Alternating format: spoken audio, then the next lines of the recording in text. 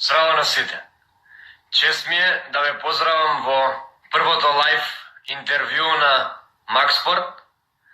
Со вас вечерва ќе биде Кирил Стојанов, а пред уште еднаш да ви го најавам веќе познатиот гост, би сакал заедно да ја слушнеме химната на Македонија.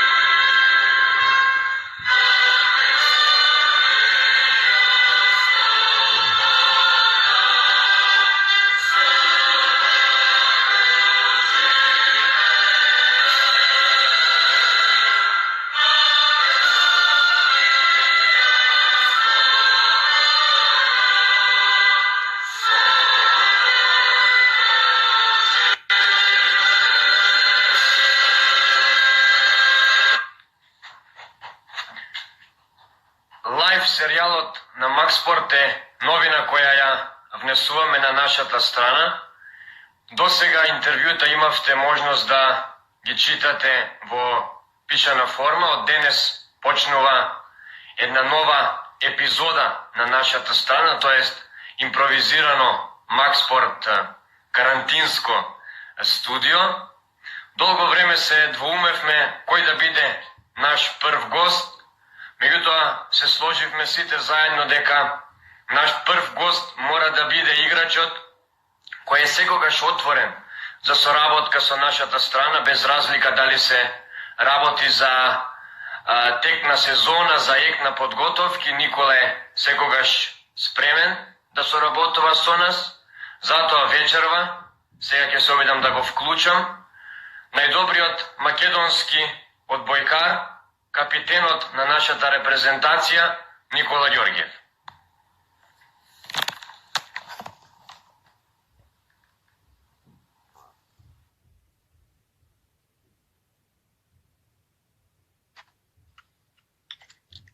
Никола, добро вечер и добре дојдовте импровизирано студио. Добро вечер и ви благодарам за честа што ми го кажавте јас да бидам прв ваш гостин во ова карантинско студио. Така, благодарам што ја прифати поканата.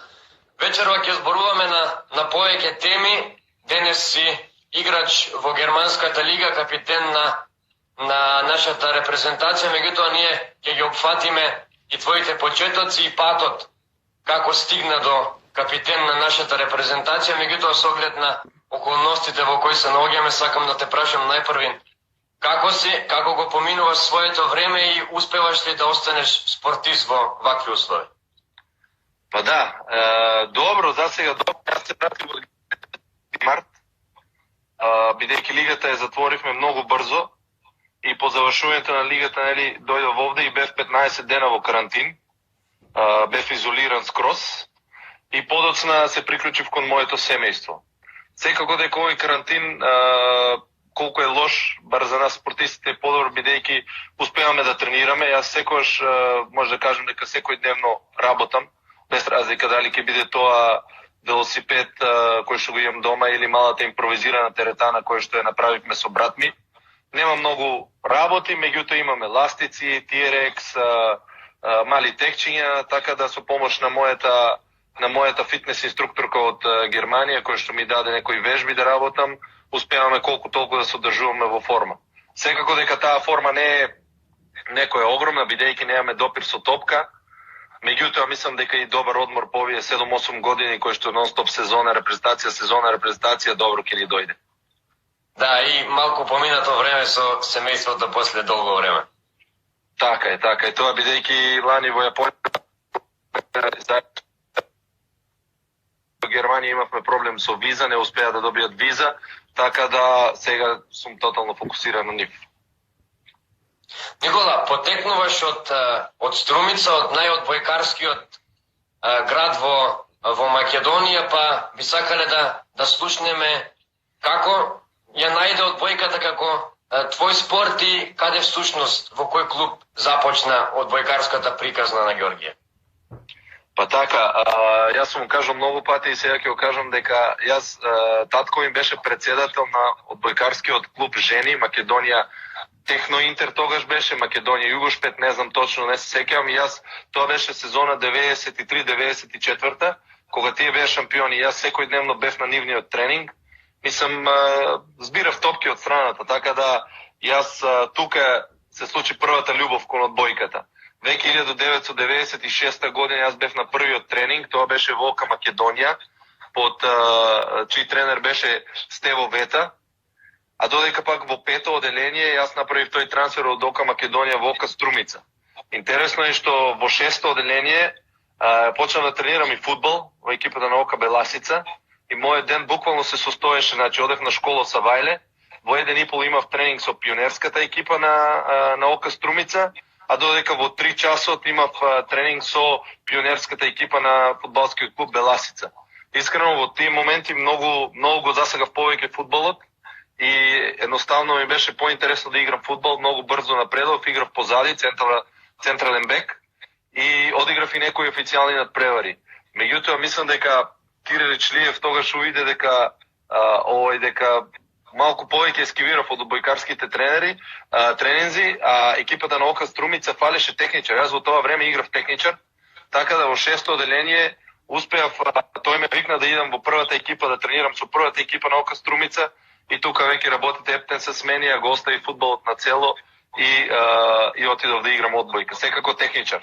И потоа имаше период каде што правев, например, 3 тренинзи дневно. Имав од 1,5 до 3 пионерска екипа, од 3 одев на фудбал, пошто стадионот и салата, спортска сала парк во Струмица се блиску, и од 5,5 доаѓав на тренинг со сениорската екипа на ОК Струмица, така да после, може да замислите, после 15 дена едното мораше да се откаже, тоа беше фудбалот.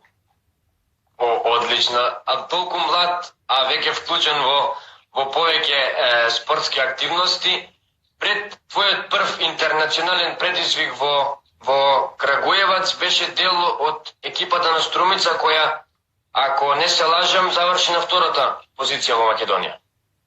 Да, таа 2004-2005 сезона ние завршивме второ место, игравме финале со екипата на ОК Работнички Фешпет, која што тогаш и претходно беше неприкосновена во македонската одбојка.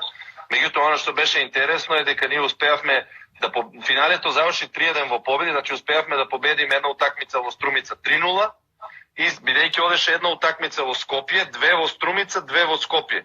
Бидејќи ти има домашен терен поради подобриот пласман во регуларната лига, така да првата во Скопје изгубивме 3-1, во Струмица победивме 3-0 на општо изненадување. Тоа беше како спектакл и после следната утакмица игравме дома, изгубивме 3-2, 17-15 во петиот сет и во Скопје изгубивме 3-1. Мислам, сосема заслужено екипата на Работнички Фешпет и освои, не знам по кој ред титула, но ние покажавме дека Струмица има одлична одбојка и дека можеме достойно да парираме на шампионот. Да, тогаш Фершпет работнички беше one team show неколку години поред неприкосновен во Македонија. Беше во тинејџерски години кога дојде твојот прв трансфер, интернационален трансфер во Раднички. Како се случи, од каде Раднички и зошто се реши да ја прифатиш понудата толку млад? Па така, значи јас прво, уште кога бев прва година средно, јас бев поканет од кампот на, мислам, од екипата на Арчелик, Турција, од Истанбул, кој што беше тогаш на чело на Арчелик беше Зоран Гајд, сегашниот председател на Српската одбојкарска федерација. Бев таму поканет на 5 дена на тренинг камп да тренирам со нив. За следната сезона да јас имам понуда од нив да одам. Значи тука правим обет летото прва година кон втора година средно. Меѓутоа, моите родители и јас одлучивме дека сум премногу млад да одам таму и јас се чувствував премногу млад, незрел да кажам, да напушам и одма да одам од Струмица во Истанбул, голем град, се ново, така да одлучивме таа сезона да паузираме. За следната сезона, кога заврши, веќе имавме, јас бев исто во Будучност Подгоричка банка и подоцна, благодарение на Хари Наковски и Дејан Брџовиќ, кој што во тоа време беше помошник селектор на Јошко Миленковски, да ме тој погледне, бидејќи јас 2005 година бев прв пат повикан во репрезентацијата на Македонија, сениорска репрезентација, каде што Јошко Миленковски беше селектор, а Дејан Брџовиќ беше помошник селектор. По препорака на Хари Наковски, секако со задоволство на Дејан Брџовиќ, ми понудија договор. Јас се мислев помеѓу Будучност Подгоричка банка, која во тоа време беше гигант во српско-црногорската одбојка, тогаш се уште беше СЦГ. Меѓутоа се одлучив за Раднички Крагуевац, бидејќи видов дека таму ќе имам поголема можност да играм, односно нема да седам на клупа, тоа што ме краси цел живот и тоа што всушност го сакам. И мислам дека не сгрешив, потпишавме 4 годишен договор и од 2005 година до 2009 година бев во редовите на Раднички Крагуевац. Многу често знаеш на твоите социјални мрежи да споделиш фотографија, т.е. спомен од времето во Раднички. Може ли да се каже дека Раднички беа најубавите години од твојата клубска кариера? Па не знам, знаеш како јас сум така позитивна личност, на секоја година гледам со позитивна страна.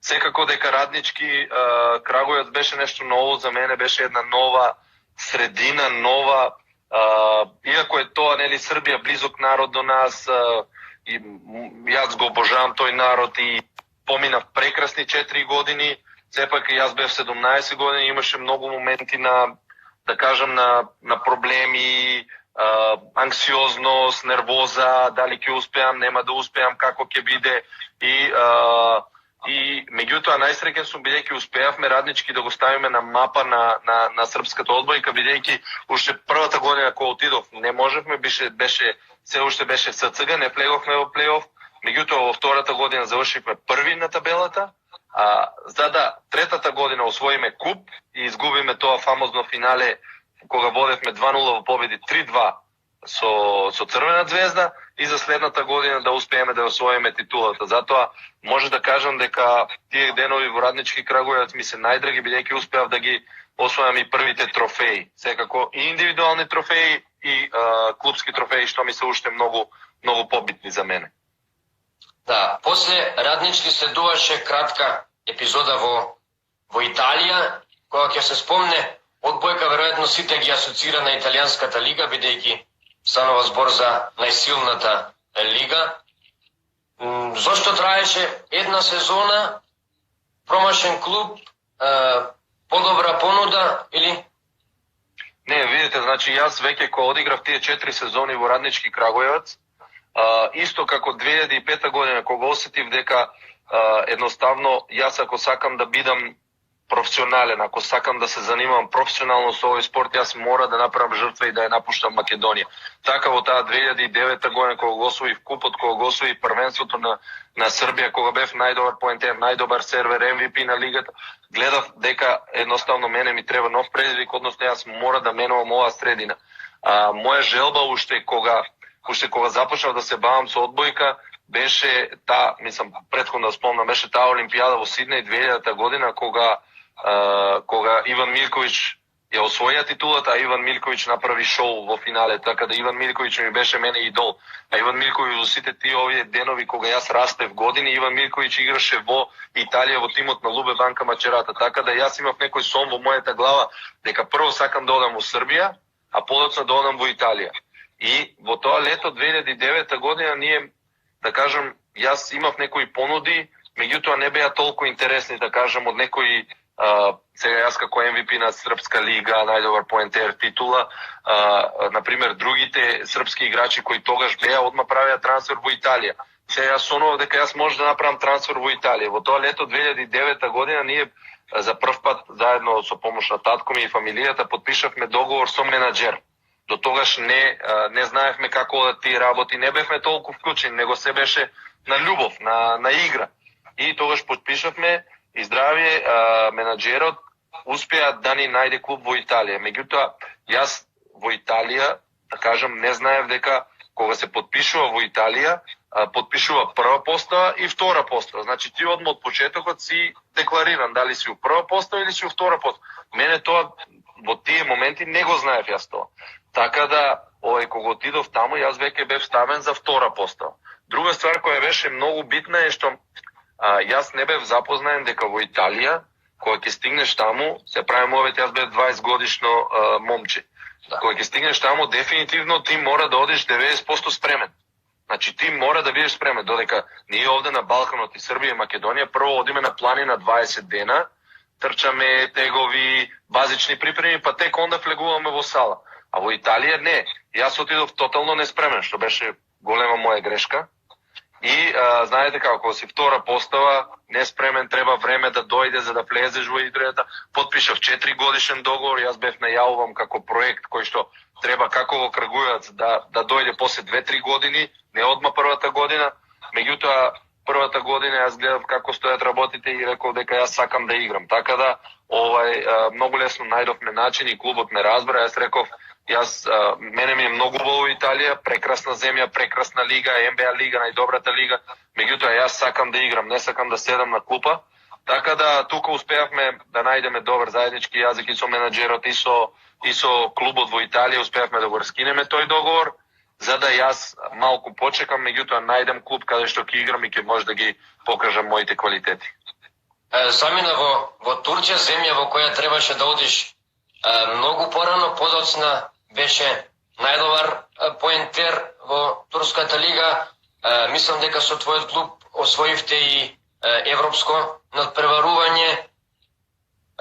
Беше ли Турција добар чекор од денешен аспект? Одличен чекор беше Турција, бидејќи, значи, првата година јас таму експлодирав, сето тоа што го научив во Италија, сето тоа што го акумулирав како знаење, како искуство таму, експлодирав. Првата година успеав да направам, значи, рекорд на историјата на турските првенства со 45 поени во 4 сета. Тоа е уште денеска историја на Турската лига. Подоцна втората година дојде Јошко Миленковски, и тука веќе направивме феноменален тандем каде што заедно успеавме да завршиме, значи, трети во ЦЕФ. Нажалост, подоцна ќе ти кажам и за таа утакмица, трети во ЦЕФ и успеавме да земеме бронзен медал во турскиот куп, додека во првенството секогаш завршувавме четврто место, што за нашиот клуб кој што амбициите реални и буџетот беше историја. За тој куп мора да ти кажам дека заедно успеавме да играме полуфинале со Латина, италијанската Латина, и успеавме дома да ја победиме 3-1. И сега отидовме во Италија, бевме на чекор до финале, меѓутоа таму изгубивме 3-0 и во тој златен сет успеавме да изгубиме 15-11, што денес ми е рак рана. Меѓутоа што да се прави, тоа е. Може би во некоја следна прилика. Турција беше феноменална, во следните 3 години јас тотално израснав во еден сериозен играч, во еден играч од светски калибар. Успеав и 3 години да бидам најдобар поентер на лигата, со убедливо, кај што играчи игра, например, таму играше и мојот идол Иван Милковиќ, кој што успеав јас и да го победам на 2 пати, што е представа едно огромно задоволство, за да подоцна круна на себе биде тој бронзен медал во купот кој што го освоивме како последно надпреварување пред да ја напуштам Турција. За тоа колку беше успешна Турција говори тоа дека во тоа време беше и меѓу најдобрите поентери во Европа. просека, а и фактот дека и твојот брат после некоја година заврши во Турција, па Никола Георгиев оставил отворени врати и за после него. Да, тоа е така, да. Тоа е така, бевме меѓу најдобрите поентери, тоа го извлекува некако и среќен сум за тоа. Франција, Париз волеј, MVP признание, најдобар поентер и копно финале. Какви се импресиите од француската лига? Па да, значи Франција, Париз, јас со 2012 година заедно со фамилијата, јас, мајка ми, татко ми и брат ми бевме во Париз на една недела на шетање и баш на брат ми му зборев, викам, замисли да играш овде одбојка и да се живееш овде, така да јас Париз го обожавам, тоа ми е најомилениот град. И кога стигнав таму бев пресреќен, јас уште у јануари потпишав за Париз волеј, значи понудата беше уште сега, ние патувавме за Кладо, игравме куп ЦЕФ со Мили Пјанго, со турскиот тим, и 12 јануари понудата порака од председателот на Париз дали Никола Георгиев би бил заинтересиран да дојде во Париз. Јас реков да, секако. Потоа преговаравме и се договоривме, така да многу рано отидов таму. Беше една прекрасна сезона, беше феноменална сезона, која што секојаш ќе ми остане во сеќавањето.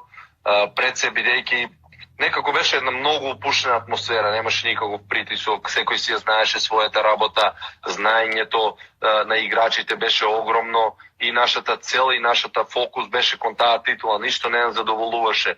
Секоја победа беше одлична, меѓутоа секој пораз беше, да кажам, тешко го прифаќавме, бидејќи знаевме дека ние заслужуваме повеќе и се боревме. Значи, успеав да одиграме на феноменална сезона, може би една од најдобрите во мојата кариера.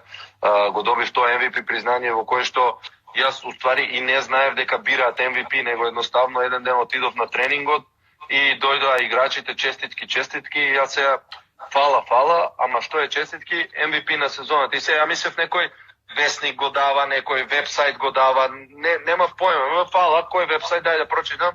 Не бе, вика, тоа од ЛНВ, од сајт, од ова лигата, вика, француска. Викам, има ли тако нешто? Има, вика, ти си MVP. Лани беше Марко Јович, играч со кој што јас играв во Мили Пјанго. Па викам, фала, ќе има церемонија, треба да се оди во таа и таа зграда, ќе ви дадат. Така да тоа беше и фотосесија и се беше, потоа правивме и фотосесија и на Ајфелова кула и се беше историја. Мене тоа ми беше непоимливо, не знаев дека уствари го има.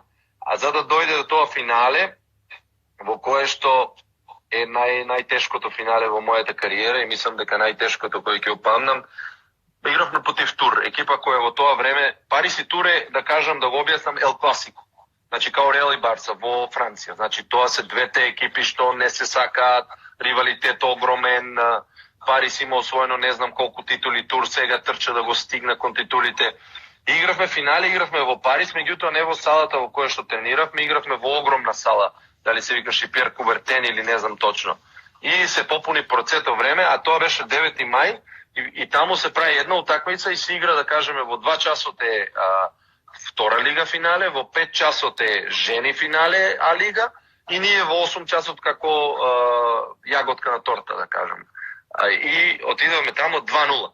За нас историја, салата пуна, наши навивачи, на Тур навивачи и почнувавме да сонуваме веќе, знаеш. Третиот сет не тепаа доста, 25-15 може. Добро, четвртиот сет ги имавме како сега ми е, значи 24-23, 25-24, 26-25. И изгубивме. Тој сет го изгубивме 30-28, а интересно беше бидејќи во тој момент немаше вар. И значи на 29-28 висока топка, јас пуцам долга диагонала, топката паѓа унатре, а линискиот судија кој што, да кажеме, го знаев човекот, значи нема врска без дали го знаеш или не го знаеш, ја суди аут. Подосна, пошто нашиот физиотерапевт ја гледаше утакмицата на телефонот, ми го покажа помеѓу четвртиот и петиот сет дека топката е внатре. После 2 месеца ја добив извинување од линискиот судија кој што ми се извинува тоа. Меѓутоа, шта е било, как би било, тоа е тоа, луѓе сме, секој прави грешка. И петиот сет да го изгубиме 15-10 и дефинитивно ова беше една од најтежок пораз во мојата во мојата кариера клубска. Дефинитивно. Беше многу тешко и имаше малку и солзи подосна, ама тоа е што да правим. Некако после титулата во Раднички, изгубен златен сет во Турција, изгубено тешко финале во Франција, па замина да ги лечиш раните во далечната Јапонија. Тука веќе бевме гладни по овој да го крстам неуспех. Меѓутоа за екипата, пошто Тур беше да кажем и фаворит пред финалето и се, ама за мене тоа беше неуспех, голем неуспех, бидејќи не освоивме титулата. Отидовме таму и сонував ништо освен да бидам титула и беше интересно бидејќи екипата која сретнав беше завршена 7-мо место по претходната година. 7-мо место со доста послаба, да кажам, самодоверба кога стигнав таму и стигнав порано, имавме пријателски утакмици во кои што нон-стоп ги рчкав моите соиграчи бараат победа, да не се задоволни со еден сет, да не. Меѓутоа јас тоа го снимав квалитетот на играчите, односно на екипите, бидејќи јас знаев дека јапонската одбојка се базира на доста топки на коректорот. Меѓутоа сакав да видам што прават и другите играчи, колку добиваат топки, дали како игра со центри, која тактика се игра. И првата година одма направивме одличен скок. Ние првата година бевме второ место цело време. Од 7-мо место, значи отидовме второ место и игравме последна утакмица. Значи во Јапонија, само да објаснам на кратко, во Јапонија е малку интересен системот, бидејќи првите 6 играат плейоф, од 8 екипи тогаш, сега се 10 веќе. Првите 6 играат плейоф. Со тоа што играат меѓу себе, значи 5 утакмици, шестиот влегува со 0 бода, петиот со 1, четвртиот со 2, 3 и така натаму. Првиот влегува со 5 бода. Ние како втори влеговме со 4 бода. За да ги победиме сите утакмици и стигнеме на последна утакмица. Меѓутоа интересно правило е, ако првиот и вториот завршат со исти бодови на крајот, помеѓу нели после плейоф, после тие 5 утакмици, првиот оди директ во финале, вториот и третиот играат полуфинале, бидејќи е предност, бидејќи бил прв во регуларниот дел. И ние имавме топка за финале повторно, бидејќи игравме со екипата на Toyota Gosei и нив им требаат 2 сета. Нас ни требаше чиста победа од 3-1 и 3-0. Ние ги водихме 2-1, значи да победевме 3-1, одевме директ во финале. Отидовме на 2-2, победивме 3-2, меѓутоа тоа беше пирова победа. Ние како втори завршивме и отидовме со третите, кои што игравме и на жалост и таму изгубивме 3-2 и се задоволивме со бронзениот медал. За да следната година веќе бевме поискусни, бевме далеку поискусна екипа, далеку имавме поголема самодоверба, уште кога стигнав таму. Јас стигнав после репрезентација, после квалификација за Европско првенство, кое што ги имавме со Естонија, Романија и Чешка.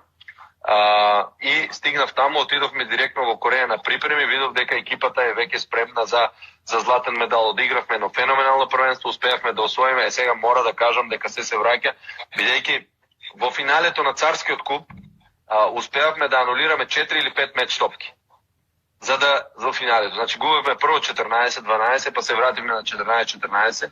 На 15-14 успеавме да има таа челендж технологија. Имавме блокаут, судијата свираше аут, тие почна да се радуваат, лета, огномети и све. Меѓутоа ние баравме челендж, дојде 15-15 и успеавме да поедеме 20-20, што ги има на мојот Facebook профил, ги има последните поени и тука ни се врати, да кажам, тоа злато што не го доби во Франција, за да во финалето успеаме да ја вратиме на Toyota Gosei и да ја победиме со 3-1 и 3-0, бидејќи се смени системот и игравме на 2 победи во 2 дена. Тука освоивме титула, ме избраа за MVP и беше одлично, сонот постана реалност. Никој не му одзима титула на Никола Ѓорѓев 3 пати поред. Доста беше. И тие беше доста што им ги дадов. Така. Во Јапонија, спомна и ти, MVP признание, се врати во Европа, во Полска. Да, значи тука беше интересно, бидејќи ние со репрезентацијата, а и со клубот на Мили Пијанго игравме доста утакмици во Полска, можеби 5-6. Така да за мене беше феноменално да се игра пред таа публика, беше уживанција, беше како на фудбалски стадион. Стварно бев многу среќен бидејќи играме таму. Така да за мене ќе беше дамка во мојата кариера ако не играв во Полска. И бев многу, да кажам, среќен кон тоа што ќе одам во Полска. Бевме заедно и тука се случи многу рано подпишувањето на договорот, бидејќи заедно со сопругата бевме во Сингапур кога по титулата, нели, отидовме, добивме 7 дена слободно. Бевме во Сингапур кога ми се јави Стефан Антига, тоа беше некаде март, да подпишеме, вика, во Онико Варшава, се спрема нов проект, јас ќе бидам тренер. Во тоа време Стефан Антига беше шампион на светот со репрезентацијата на Полска и едноставно не можеа подобро да се склопат коцките. Бев пресреќен бидејќи подпишувам таму, бидејќи ќе играм, бидејќи проектот е одличен и пресреќен сум бидејќи имав таа, да кажам, привилегија да играм во Полска, едно од најаките првенства во Европа и во светот. Некако и како процес, го заврши процесот во Крагуевац со титула, заврши во Турција со бронза, заврши во Јапонија со титула MVP, па веројатно беше и потребен нов предизвик во твојата кариера. Да, беше една убава сезона која што на жалост се заврши лошо, бидејќи игравме феноменално, значи направивме од екипа која што не се сметаше за фаворит, него се сметаше за екипа која што би влегла во плейофот.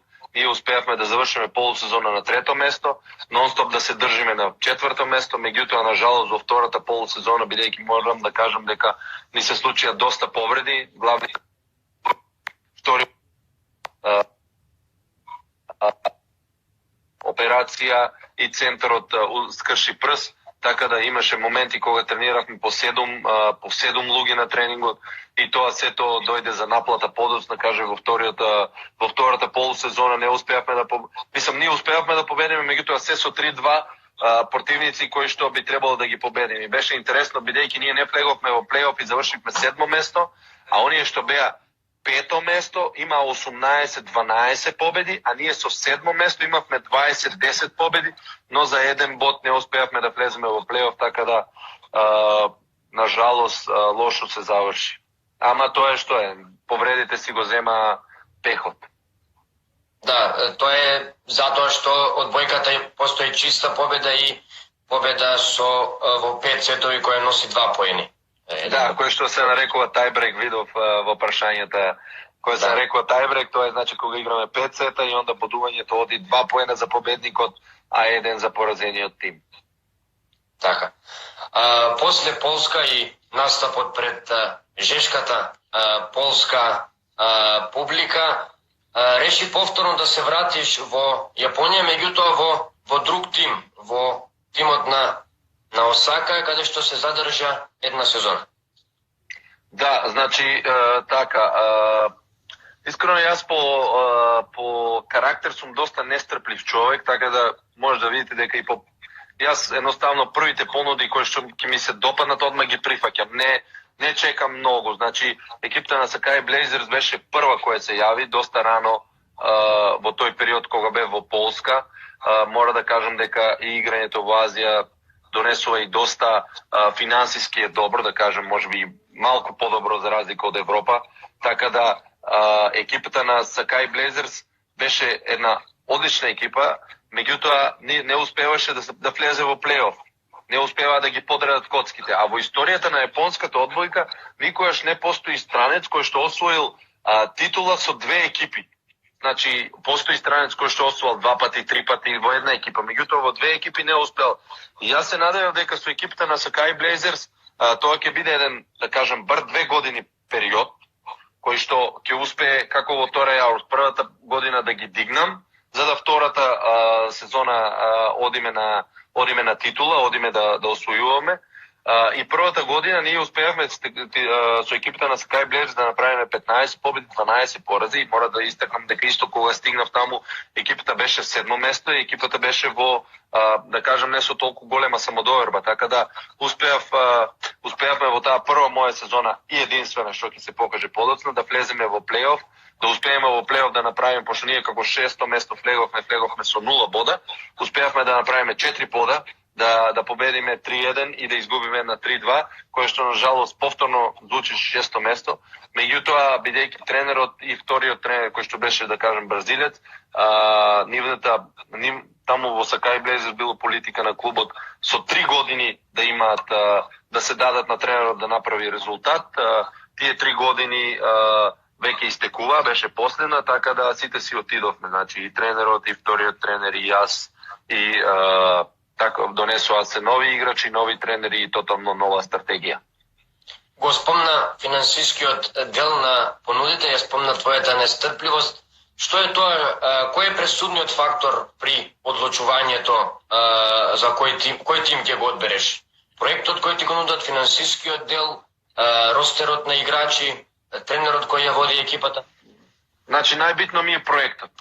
Затоа што, еве, например, да кажам, проектот ми е најбитен, бидејќи, например, кога играв за екипа, која што, например, Мили Пјанго првата година, и лани, да кажам, Сакај Блейзерс, кој што тогаш завршивме 8 место, сега завршивме 6 место, мислам, се чувствувам како да кажам, несреќен.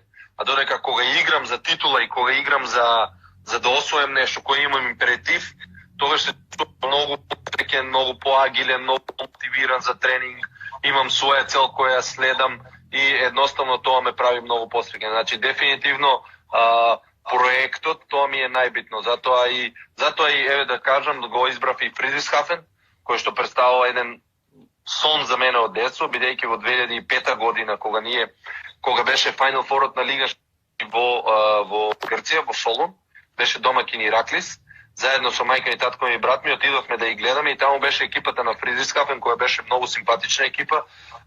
Сите знаеме дека Фридрихсхафен нема огромен биџет, но секогаш е во одлична играчка форма, многу се тренира, многу добро, е една огромна германска школа и сите најдобри германски одбојкари се од таа школа. Така да, Фридрихсхафен за мене представуваше феноменален проект. Дури сега морав да почекам и да одбием неколку понуди лани, бидејќи со Фридрихсхафен по крајот на мај, почеток на јуни потпишав. Меѓутоа, дефинитивно тоа беше, бидејќи проектот е одличен, се бори за титула и едноставно, иако изгубивме куп, иако изгубивме суперкуп, сепак мојата среќа, мојата мотивација беше на едно многу повисоко ниво, за разлика да одев, да кажам, подобра финансиска понуда, меѓутоа 8, 9, 10 место. Фридрихсхафен го спомна изгубениот суперкуп, меѓутоа поради коронавирусот и моменталната состојба, Германија оваа сезона ќе остане без шампион и без освојувач на купот. Да, значи, купот се освои, значи Берлин го освои купот. Мора да кажам дека Фридрихсхафен оваа година, значи дојде нов тренер и тотално нова стратегија, нови играчи, значи 9 од 13 тие играчи беа нови. Поради европското првенство, мислам дека 8 играчи дојдовме крајот на септември, а лигата почнуваше 12 октомври, суперкупот беше 20 октомври.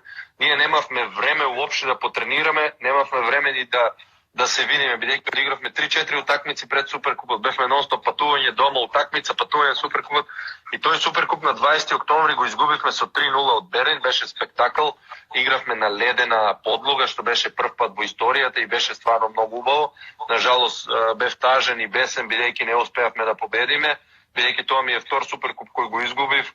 Изгубивме исто суперкупи од Франција во Париз со Тур, меѓутоа тоа беше 3-2 на една топка 15-13.